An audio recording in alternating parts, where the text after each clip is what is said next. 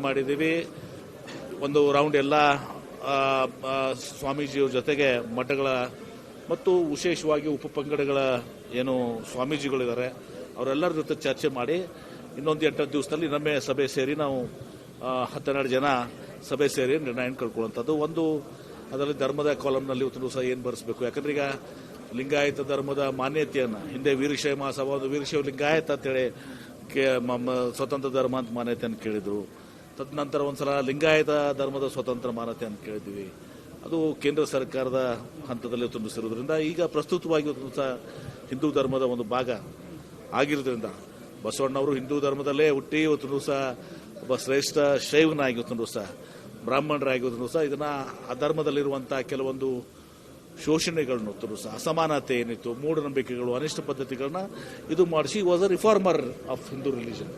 ಅದನ್ನು ಮತ್ತಷ್ಟು ಇದು ಮಾಡಿದಂಥವ್ರು. ಹೀಗಾಗಿ ಧರ್ಮದ ಕಾಲಂನಲ್ಲಿ ಏನು ಬರೆಸಬೇಕು ಅಂತೆಲ್ಲ ಶ್ರೀಗಳ ಒಂದು ಅಭಿಪ್ರಾಯ ಪಡ್ಕೊಂಡು ಇವತ್ತಿನ ಜಾತಿ ಹೆಸರಿನಲ್ಲಂತೂ ಏನು ಭಿನ್ನಾಭಿಪ್ರಾಯ ಬರೋಲ್ಲ.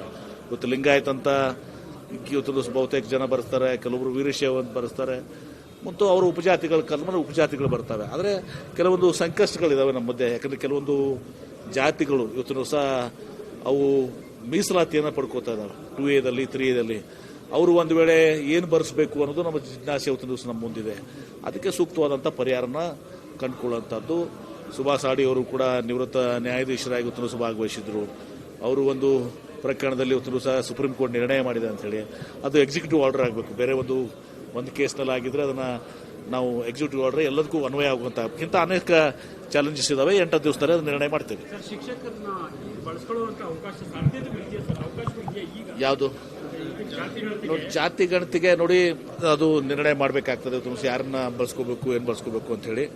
ತದನಂತರ ಕೇಂದ್ರದಿಂದ ಸೆನ್ಸಸ್ ಆಗ್ತದೆ. ಈಗ ಕೇಂದ್ರದಿಂದ ಸೆನ್ಸಸ್ ಆಗ್ತದೆ. ಆದರೆ ನಮ್ಮ ರಾಜ್ಯದಿಂದ ಏನು ಸೆನ್ಸಸ್ ಆಗ್ತದೆ, ನಾವೇನು ಇದನ್ನು ಸಮೀಕ್ಷೆ ಮಾಡ್ತಾ ಇದ್ದೀವಿ, ಅದು ಆರ್ಥಿಕ ಮತ್ತು ಶೈಕ್ಷಣಿಕ ಇದನ್ನು ಒಳ್ಕೊಂಡಿರ್ತದೆ. ಎಜುಕೇಷನಲ್ ಮತ್ತು ಸೋಷಿಯಲ್ ಇದನ್ನು ಒಳಗೊಂಡಿರ್ತದೆ. ಕೇಂದ್ರ ಸರ್ಕಾರದ ಜಾತಿ ಗಣತಿಯಲ್ಲಿ ಕೇವಲ ಸಂಖ್ಯೆಯನ್ನು ಅಷ್ಟೇ ಗುರುತು ಮಾಡ್ತಾರೆ. ಜಾತಿಯನ್ನು ಹೇಳ್ತಾರೆ, ಸಂಖ್ಯೆಯನ್ನು ಹೇಳ್ತಾರೆ, ಅವರ ಸ್ಥಿತಿಗತಿಗಳ ಬಗ್ಗೆ ಅದು ಹೇಳೋದಲ್ಲ. ಇವೆಲ್ಲವೂ ನಮ್ಮ